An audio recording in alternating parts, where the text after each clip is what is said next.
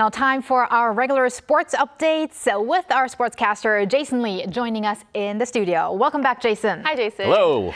Okay, Jason, obviously we will have to talk about the World Cup and Korea's very early exit of the World Cup.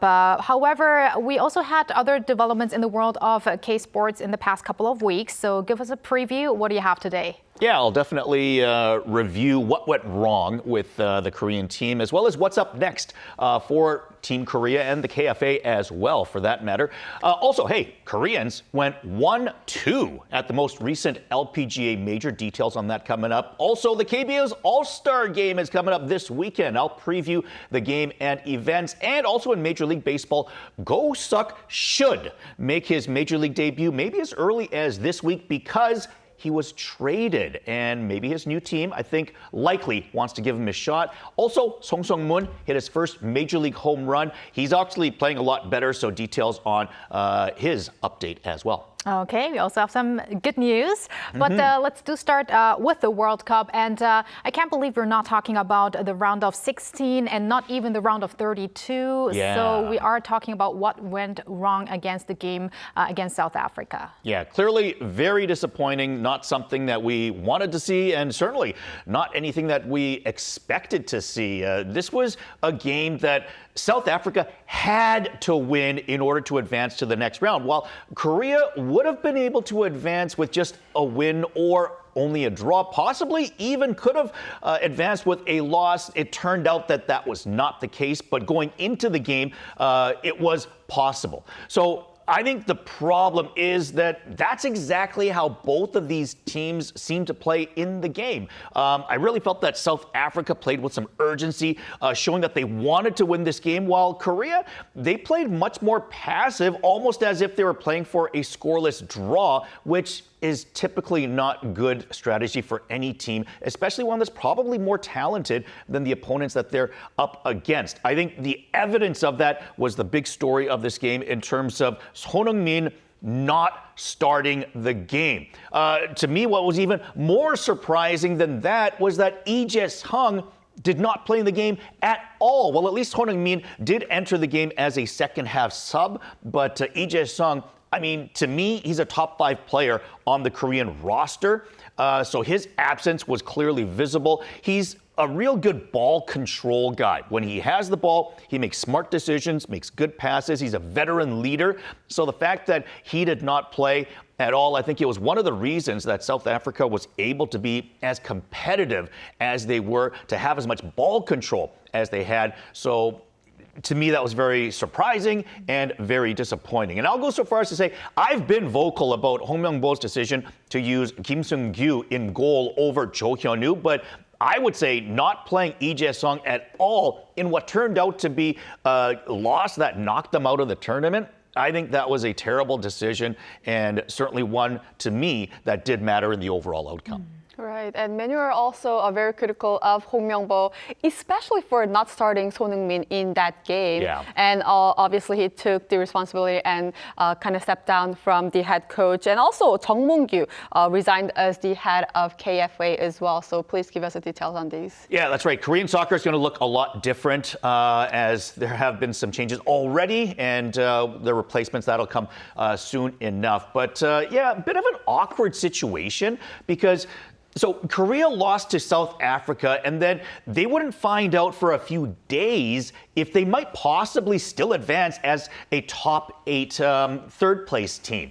And who knows? I mean, maybe if things were a little bit different, somehow that they were able to advance as a third-place team and then maybe lose in the next round after a decent showing, maybe things could have been a little bit different still. But, you know, it almost felt more and more annoying watching other third-place teams advance one by one, eventually knocking Korea out of the tournament. And after it was official that Korea was out, Hong Myung-bo resigned, which means that the KFA is going to have to find another head coach quite quickly because their next tournament is coming up in January. That's the Asian Cup to be played in Saudi Arabia.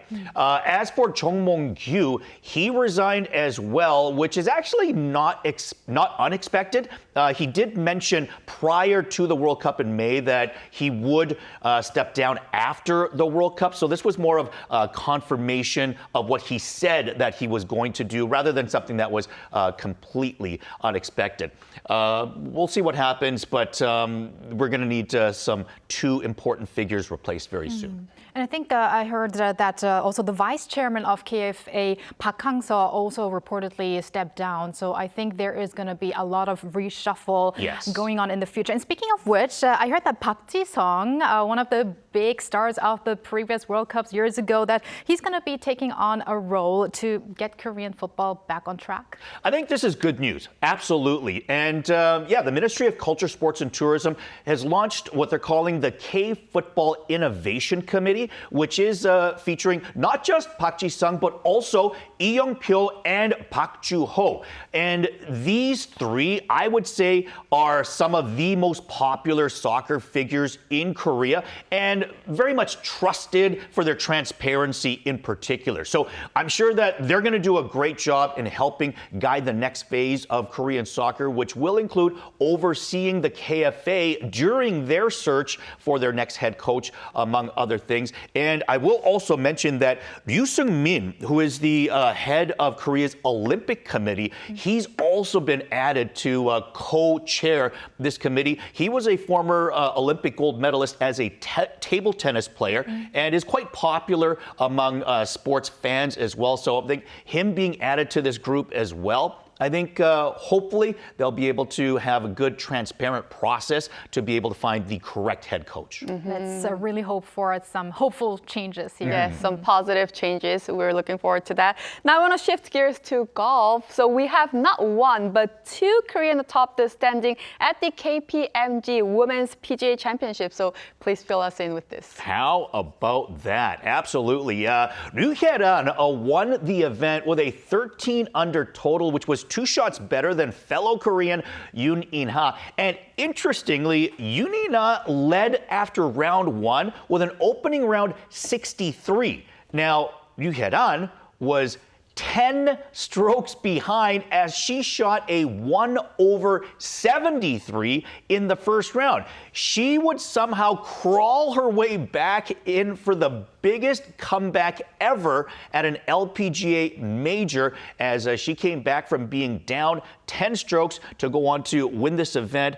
With her points from the major victory, it also vaults her into 7th place in the LPGA rankings. Of course, Kim Hyo-ju is the highest ranked Korean.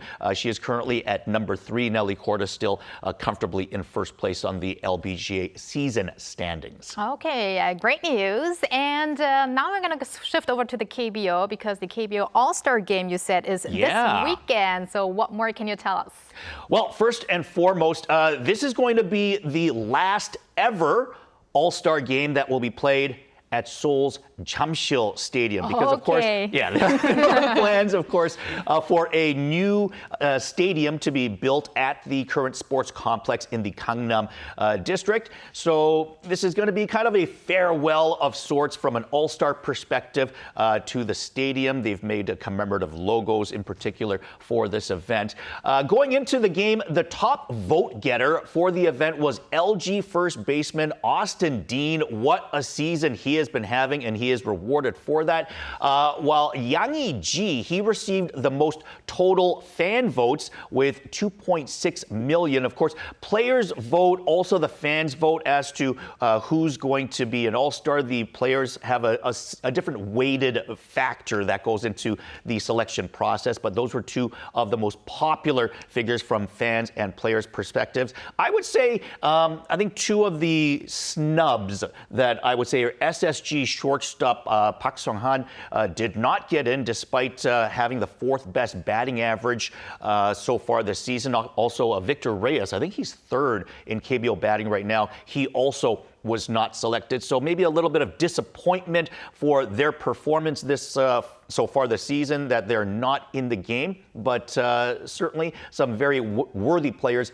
in as well. There's also going to be a next level game prior to the Futures game, and this is going to feature the top draft eligible high schoolers for next year's draft. I think this is going to be interesting because it kind of shows the future of Korean baseball as well for some of the top 17-year-olds around the country. So that should be cool. And I can also tell you that from an entertainment musical standpoint, Woods will be the musical performance that will be after the 5th inning of play for the All-Star game on Sunday afternoon. Even great news for non-baseball fans. Absolutely. And you know, even often at these All-Star games, the players themselves, during the 5th inning break, they get right up to the front of the stage, take their kids and family members. And for them, it's as much of a highlight to see some of these K-pop artists performing as it is for those in the stands as well. Absolutely. Right. It's definitely a festival for baseball fans and even non-baseball fans as well.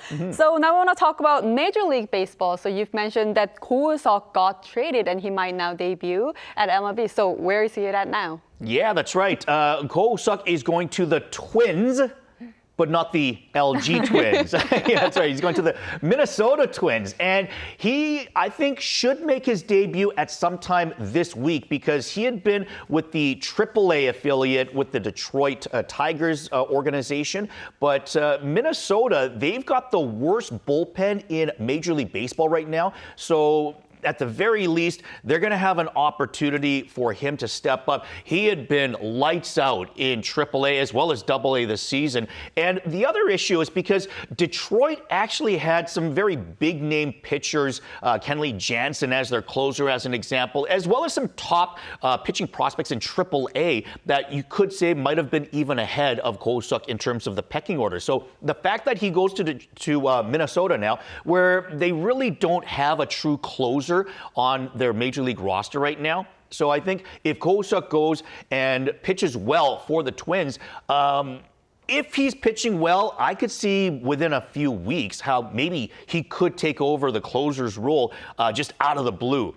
It's a big ask because we're still talking to a person that's about to make his Major League debut. But hypothetically speaking, if he goes and shows that he's capable of getting some outs at the Major League level, anything could happen. Okay, we have time for one quick news, and it's good news. Son Heung-min hit his first home run in the major leagues. Absolutely. Of course, that's another major leaguer. Their second baseman, Jake Cronenworth, he had been sidelined with a concussion, and that resulted in some more playing time for Son Heung-min. And he's raised his batting average now and also hit his first home run of the season on July 1st. He also has 9 stolen bases and a solid 325 on base percentage as well as of late. And now that Jake Cronenworth is even back, Son Heung-min still has been playing. So it's been showing that the team is still trusting him with some playing time. I think if he can up his batting average just a little bit more, hopefully get some more comfort going and maybe, start playing even better for the San Diego Padres. Okay, let's hope he's going to keep that momentum going. And thank you very much, Jason, for those updates. See you next time. Anytime. And thank you, Bella, as always. See you later this week. Yes, I'll see you soon.